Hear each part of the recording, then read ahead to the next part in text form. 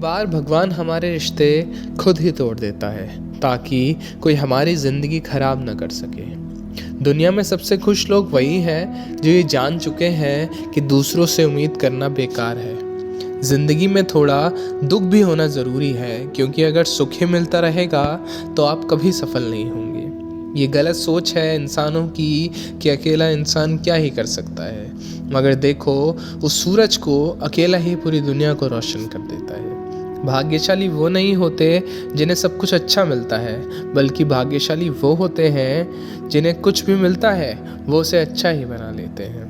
गीता में लिखा है कि जब कोई इंसान की ज़रूरतें बदल जाती हैं तब उसका बात करने का तरीका भी बदल जाता है। फ़ायदा सबसे गिरी हुई चीज़ है, लोग उठाते ही रहते हैं। हारता वो है जो शिकायत बार बार करता है, और जीतता वो है जो कोशिशें 1000 बार करता है। जिस इंसान को हम बेहद प्यार करते हैं वही इंसान हमारा फ़ायदा उठाते हैं, क्योंकि वो जानता है कि हमारी कमज़ोरी क्या है। इतना समझदार बनो कि किसी को माफ़ कर दो, लेकिन इतने बेवकूफ़ मत बनो कि धोखा देने वालों पर दोबारा विश्वास कर बैठो। उम्मीद मत छोड़ना, कल का दिन आज से बेहतर होगा। ज़िंदगी में उस स्तर तक पहुंच जाओ कि लोग आपको खोकर पछताएं। जीवन में कभी भी किसी से अपनी तुलना मत कीजिए। आप जैसे हो सर्वश्रेष्ठ हो, क्योंकि ईश्वर की हर रचना सर्वोत्तम होती है। खुद को किसी से कम समझना ईश्वर की रचना का अपमान है। इंसान का मन ही उसका सबसे बड़ा दुश्मन है और सबसे बड़ा दोस्त भी। यदि मन आपसे जीत जाता है तो वह आपका दुश्मन बन जाता है, और यदि आप मन से जीत जाते हैं तो वह आपका सबसे अच्छा दोस्त बन जाता है। यदि कोई आपको नज़रअंदाज करे तो बुरा मत मानना। उन लोगों के पीछे कभी मत भागना जिन लोगों को आपकी कोई परवाह नहीं है। साईं कहते हैं कि गलती हर इंसान से होती है, लेकिन गलतियां सुधारता वही है जो दिल से साफ होता है और रिश्तों को खोना नहीं चाहता। जिंदगी का सबसे बड़ा थप्पड़ किसी से की गई उम्मीद मारती है। कभी कभी इंसान ना टूटता है ना बिखरता है, बस हार जाता है।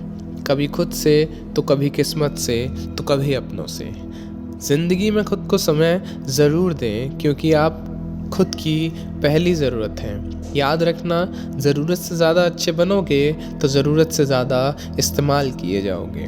रिश्ते चाहे कितने भी बुरे हों, उन्हें कभी मत तोड़ना, क्योंकि गंदा पानी प्यास बुझाने के काम तो नहीं, लेकिन आग बुझाने के काम ज़रूर आता है। ज़माना जब भी मुश्किलों में डाल देता है, परमात्मा हज़ारों रास्ते निकाल देता है। विश्वास करने वालों से बेवकूफ़ विश्वास तोड़ने वाला होता है, क्योंकि वह एक छोटे से स्वार्थ के लिए एक अच्छे इंसान को खो देता है। भलाई करते रहो पानी की तरह, बुराई खुद ही किनारे लग जाएगी कचरे की तरह। जब कोई ना समझे तो उसे समझाने की ज़रूरत ही क्या है, और जब कोई माने ही ना तो उसे बताने की ज़रूरत ही क्या है। सच्चे दिल से किसी ज़रूरतमंद की मदद करके तो देखो। अगर दिल को सुकून ना मिले तो कहना, जिसे जाना है उसे जाने दो। अगर वो आज रुक भी गया तो कल चला ही जाएगा। इंसान को इंसान से अलग कर देने वाली पहली चीज़ ज़ुबान है, और दूसरी चीज़ पैसा है।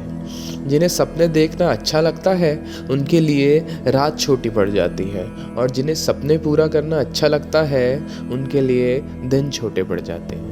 किसी की आदत देखनी है तो उसे इज्जत, और किसी की फितरत देखनी है तो उसे आज़ादी दो। हर इंसान में कोई ना कोई प्रतिभा ज़रूर होती है, पर लोग अक्सर उसे दूसरों जैसा बनने में नष्ट कर देते हैं। महंगे इतने भी मत बनो कि लोग तुम्हें बुला ना सके, और सस्ते इतने भी मत बनो कि लोग तुम्हें नचाते रहें। खामोशियाँ कभी बेजुबान नहीं होती। कुछ दर्द ऐसे भी होते हैं जो आवाज़ तक खींच लेते हैं। आजकल लोग आपकी एक गलती के पीछे सारी अच्छाइयाँ भुला देते हैं। जितना लोगों को समझ जाओगे, अकेलापन उतना ही बेहतर लगेगा। खत्म हो जाएंगे वो भी रिश्ते जिन्हें मिलकर लगता था कि ये उम्र भर साथ देंगे। साईं कहते हैं, अहंकार किसी भी चीज़ को सर्वनाश करके ही छोड़ता है। खाली वक्त में तो हर कोई बात कर लेता है। प्यार तो जब होता है जब आपसे बात करने के लिए कोई अपना सारा वक्त खाली करते हैं। सब कुछ ठीक होने का इंतज़ार करोगे तो बैठे ही रह जाओगे। हिम्मत करो, खुद उठो और अपनी ज़िंदगी में सब कुछ ठीक करो। लोग पहचानना भी भूल जाएं, इससे पहले ही अपनी पहचान बना लो। एक बार एक राजा ने साईं का मंदिर बनाया और उसने पूजा करने के लिए पंडित को रखा। राजा रोज अपने मंत्री से कहकर एक फूलों की माला मंदिर भिजवाता था और पुजारी रोज साईं की मूर्ति पर माला चढ़ा देते थे। उसके बाद राजा जब दर्शन करने मंदिर जाता था तो पंडित जी मूर्ति से माला निकालकर राजा को पहना देते थे। ऐसा कई सालों तक चलता रहा और अब पंडित जी भी बूढ़े हो चुके थे। एक दिन राजा की तबीयत खराब हो गई। उसने सेवक से कहा, जाओ पंडित जी को माला देकर आओ और उनसे कहो कि आज मेरी तबीयत खराब है, मैं आज मंदिर नहीं आ सकता, तो मेरी प्रतीक्षा ना करें। फिर राजा का सेवक वो माला लेकर पुजारी जी के पास गया और सारी बात उन्हें बता दी। पंडित जी ने वो माला मूर्ति पर चढ़ा दी और सोचने लगे कि इतने सालों से ये परंपरा चलती आ रही है, पर मैंने भगवान की माला उतार कर कभी खुद नहीं पहनी। शायद आज भगवान भी यही चाहते हैं कि माला मैं पहन लूं, इसलिए भगवान ने आज राजा को नहीं भेजा। आज अच्छा मौका है, ये माला भगवान की मूर्ति से निकाल कर मैं ही पहन लेता हूँ। और पंडित जी ने वो माला खुद पहन ली।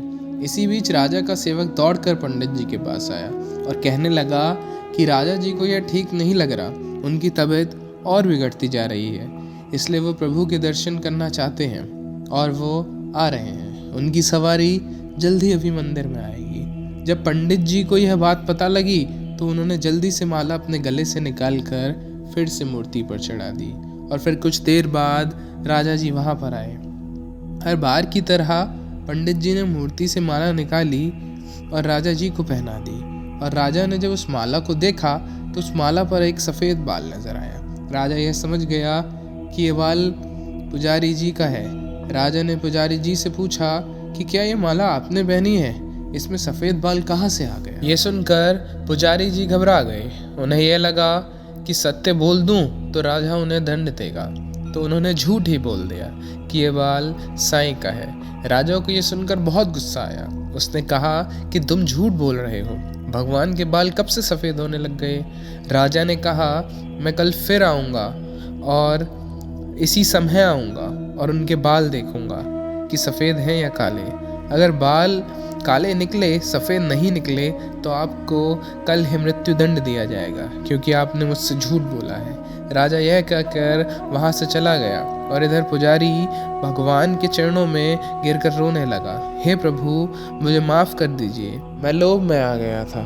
मुझे लगा मुझे ये माला पहन लेनी चाहिए, मुझे बचा लीजिए, वरना कल वो राजा मुझे मार देंगे।